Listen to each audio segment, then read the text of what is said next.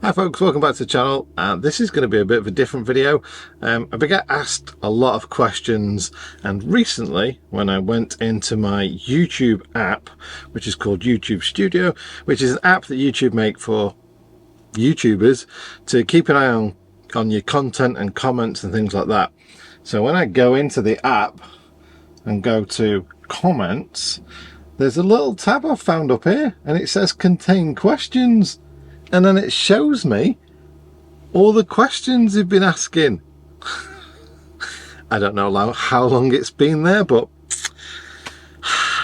so this has allowed me to put together a list of all your questions and then kind of like work out the ones that are roughly the same, and then produce a list of the actual top questions.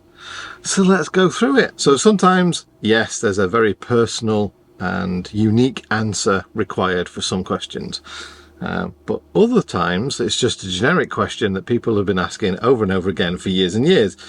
And if I can point them to this FAQ, frequently asked questions video, that I'm making right now, there, hopefully, yeah, that'll help people anyway.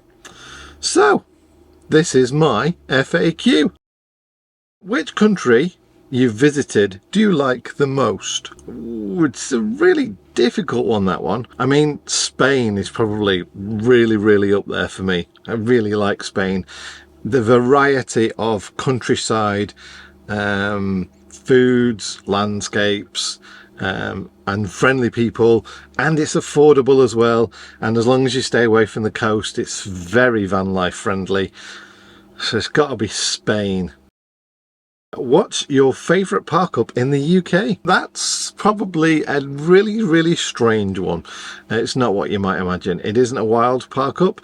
It's a park and ride. It's £4 per day, 24 hours or whatever, and it's at Canterbury. It's a great park and ride, basic services, great if you're moving around sort of like into Europe and everything like that. But the park and ride takes you to Canterbury, and Canterbury is a lovely place. Really lovely place. Lots of places to eat and drink as well. Why haven't you made a van tour video yet? I feel that I've shown enough of my van around in videos already. However, I am thinking of doing 2 videos, which is it's now been about a year since I finished my van and started traveling in it full time. So therefore I was going to make 2 videos related to a year after I finished building and traveling my van, what worked and what didn't. One video will be the outside and one video is going to be the inside, so watch out for them coming soon. What camera gear do you use and what do you use to edit your videos, and why? I think that is its own standalone video because I've got an awful lot of camera gear. So yeah, standalone video for that one coming soon. When are you going to travel to America, and are you taking your van? I've been to America quite a few times. We've done driving holidays or just staying with friends, or you know, usual sort of like you know, go to Vegas or go to LA or go to New York sort of thing. It does intrigue me to take my van over there. There's about a 2.5–3.5 grand cost to ship it over there, and by all accounts your van gets ransacked when you take it over by the shipping staff. Great. You imagine all your stuff getting robbed every time you got on a plane. That'd be nice, wouldn't it? But apparently it happens. That's put me off somewhat, which means I'd need a separate way to take all my belongings over, including all my camera gear. So yeah, and I don't know if Mandy wants to come as well, because if you're doing that, then you're gonna have to make it for like a year or 2 to make it worth your while and all the costs. So yeah, don't know about that one yet. Do like the idea of it, don't know if I'm doing it yet. Would you build camper vans for other people? No. Knowing what a headache it was building my van to the standards I've got, and let's just leave it there because I wouldn't say they are high or low standards, but they're my standards. My standards differ to Mandy's van. So Mandy, my wife, obviously built her van a few months into me building my van, and the way that she built her van is entirely different than mine, and her expectations of things that she said, can you do that for me? And I'd do it, and she said, oh, I wanted it done like that. I wouldn't want to be in the situation of building a van for somebody and having my standards be like, right, I've done your van, and they come back and go, oh, I don't like that, oh, I don't like that. So no, I will help people, repair, maintain or upgrade where possible, but I'm not going to build a van from scratch, as a profession anyway. Where is that music in your video from? Get this, probably on every other video that contains a little bit of music. So I use a company called Epidemic Sounds, and I pay something like £400 a year because of the 3 YouTube channels. So my channel, Mandy's channel and our joint channel.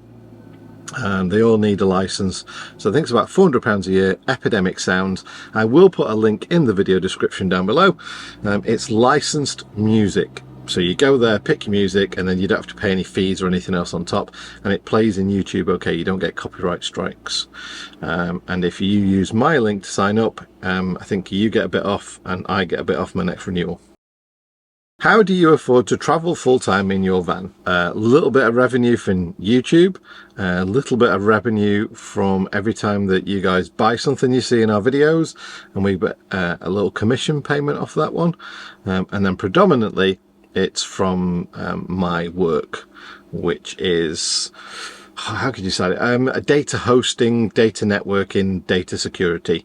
So like data centers where all websites are hosted or emails are hosted, places you can back up your data to, data transfers, like every time you go online and you connect somewhere, do a speed test, all that kind of stuff. That's my job, kind of. So I run a consultant business, and that brings in revenue that pays for me to do what I do, and fortunately I can do that anywhere as long as I've got an internet connection. So yeah, there we go. Have you had any scary moments living in a van? Fortunately, no. Touch wood. A few odd things, and a few, like, I suppose during lockdown when everyone got agitated and this old guy started spitting at me, but nothing other than that really. I always go with the follow your gut, and I've got a big gut, so like, it's full of all sorts of information. Follow your gut whenever you go somewhere. If you don't like it, move on, and that has paid off a lot. So we've arrived at places and I've just gone, no way, and left, and hopefully that saved me from otherwise scary situations.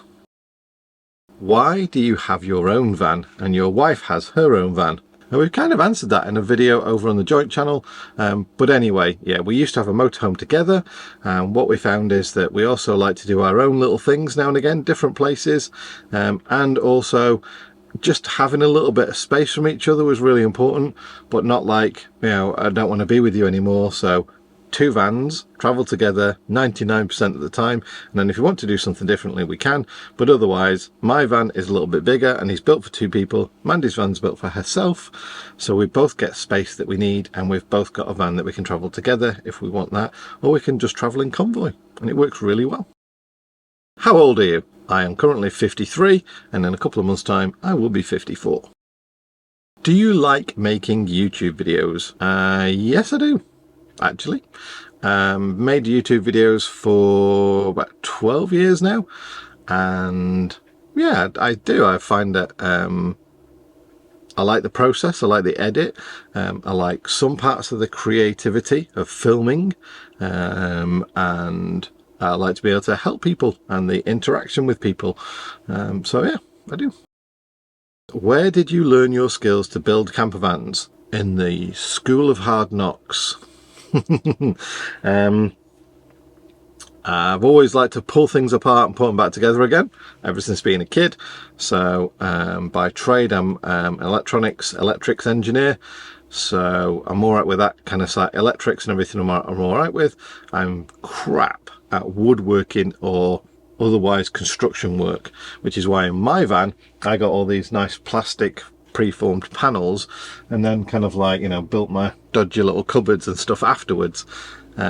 Just trial and error, just, yeah, nothing more than the fact that we've had quite a few campervans, motorhomes, and each one has been modified a little bit more and a little bit more, a little bit more, to the stage where our previous motorhome was modified quite a lot.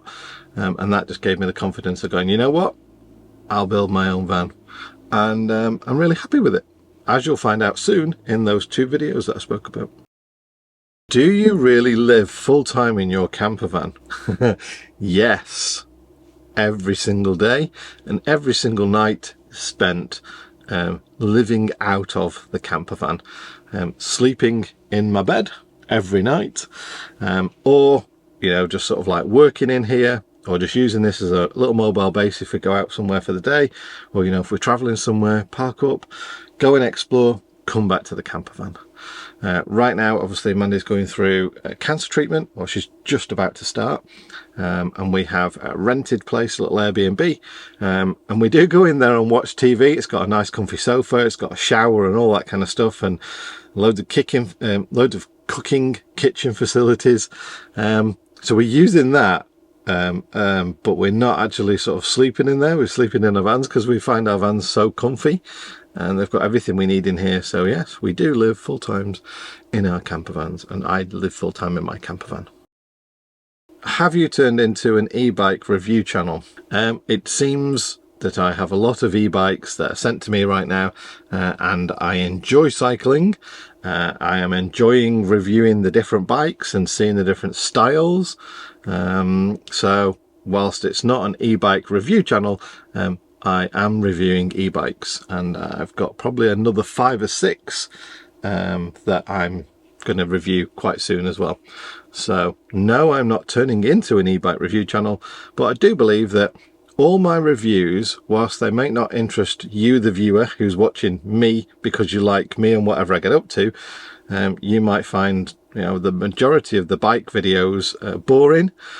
But my concept behind it is that if a company wants to send me a bike to review, I will do my very best to pick out the pros and cons, all the things that I like or didn't like about the bike, how it rides, so that if somebody is looking for that particular bike, or just generically doesn't know which bike to buy, then they can come across my videos, go through them all, and make a decision about whether to buy something or not, based on what I've said in that video. So that's the idea of a review video. It's not really meant that it's got to purposely entertain all you guys for every video. I understand you don't want to watch them all. I wouldn't want to watch videos about something I don't like, for example, fishing stuff or whatever. However, if there was a particular product I was looking for, like a present for Mandy who does like fishing, then I would go to a fishing channel and watch their videos on the what to buy, someone who likes fishing. So that's really what the reviews are about. Why are all your product review videos positive? Are you not allowed to say stuff is crap if you think it's crap? I have, hopefully, a very positive outlook on life. Sometimes not so much, but over the last sort of 12 months, I've tried to retrain my brain and everything to look at the positives in things. And that's not to say I ignore the negatives, and this is sound a bit preachy now, but it's just to say that if I think something's crap, then why make a video about it? Because, you know, hey, come and watch this video, by the way, it's crap. Well, there you go, it's like 10 seconds, you're over and done with. It doesn't really make good content, does it? So if I am sent something to review, or if I'm offered something, an email to review, and I go, no thanks, it just never gets reviewed. So there's all sorts of things that I get offered every day that, you know, they will never get reviewed, because I kind of look at it and go, well, I would never buy that because I think it's crap, so I'm not going to review it. And that's just the way it is. If there's something on a particular bike that I'm reviewing and I overall like the bike, but there's like one part of it I don't like, I will say it. And I've done that in videos, like a couple of bikes I think I've reviewed, whereby as you're cycling, if your feet come to a certain point as you turn the wheel will hit your foot as it goes around on the pedal, and I point that out in a video. So I will point out negatives, but I won't be overly sort of like opinionated about something, because it is just my opinion, don't forget, as well. So I want to give a kind of a balanced approach, but the other side of the question is, are you allowed to say stuff is crap? Nothing in any agreement I have ever says that I'm got to say X, Y, and Z, or I am forbidden for saying, you know, ABC or whatever. I am freely able to say whatever the hell I want about the products that I'm sent. Otherwise I wouldn't review them, because I think that's fairly honest. Now this might be a little bit video for itself at another point. Let me know if you're interested in it. How many drones do you have, or have you had? How long have you been flying drones? What drone do you have now? And how many drones have you crashed? I've been flying drones for 12 years, thereabouts. I have had in excess of 15 drones. My current 2 drones, although I'm probably just going to get rid of one, is the Mavic 3 Classic, the one with the 2 little lenses on it, or 2 cameras. One's a Hasselblad, one's like a little sort of phone camera on there, a little zoom camera, and the other one I've recently got, which is a Mini 4 Pro. Crashes wise, I think I've had about 5 crashes, nothing ever severe. One was flying backwards, hit an embankment. One was flying forwards on follow me mode, hit an embankment. One was flying through trees, hit the trees. One was orbiting trees, hit the trees. At the most, I've caused damage to propellers, and you know, got them a bit dirty or something like that. But other than that, I've never actually smashed a drone up. I have had a drone fail on me, which has gone back to the manufacturer, and they've fixed it and sent it back out again. But no, I've not actually crashed, smashed a drone. Just situation awareness, and yeah, the lack of kind of thinking about drones flying sideways into trees for the first couple of times of using them. But yeah, that's a few years ago anyway. But yeah, if you are interested in drones, let me know and I'll do a review of my latest drones if you want. Same on the camera gear and editing gear. Hopefully you'll find that interesting. So thank you for watching. I am sorry if you're finding all the reviews of power stations and e-bikes very boring, but like I say, in the situation we're in at the moment, we're not travelling, we're just waiting for Mandy's cancer treatment to start. There's been an awful lot of hospital appointments at different hospitals and travel to see different consultants going on, which has meant for the last sort of like month or 2 we've not been travelling, and that means that there's limited opportunity to make content that's, you know, that I want to make, in all fairness. So reviewing bikes means you get out on bikes. Reviewing power stations, well, that's geeky and nerdy, and anything else that combines that, you know, like, well, that's good as well, isn't it? So other than that, normal service, you know, should resume in hopefully a couple of months if Mandy's treatment goes well. But we'll keep you posted that on the main channel. If not, go and watch Mandy's channel for regular weekly updates anyway. Right, well, thank you very much for watching. If you made it to the end, big thumbs up, and if you're not already subscribed, please hit the subscribe button, and I shall catch you soon, folks. Take care. Bye.